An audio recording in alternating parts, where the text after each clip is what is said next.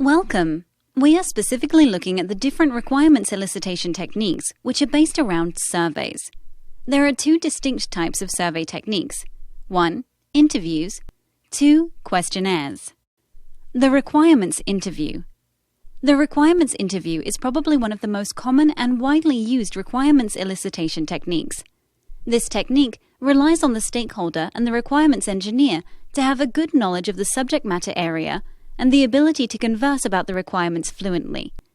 The requirements engineer needs to have good interviewing and questioning skills in order to apply this technique really effectively. A key benefit is that the requirements engineer captures the specific detail around the requirements for that particular stakeholder that is being interviewed.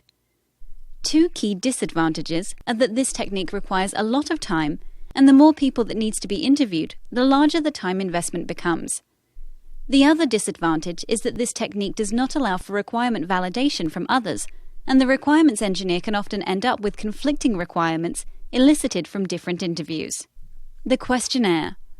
The questionnaire is a technique where the requirements engineer formulates a set of questions to a group of stakeholders, asking open or closed questions about the known requirements and subject matter. This technique can work really well if there is a large number of stakeholders to elicit requirements from, but it has the high risk of not always asking the complete set of questions.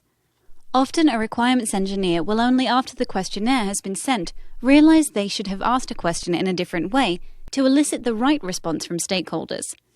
This method of eliciting requirements could be time efficient once submitted, but it is potentially quite an expensive and time-consuming process to get the questionnaire prepared and formulated.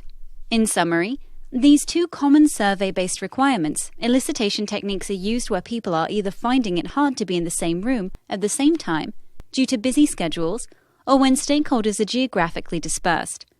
Both techniques can be very effective in the right circumstances, but it is recommended that these techniques are combined with some of the other group-focused or creative elicitation techniques.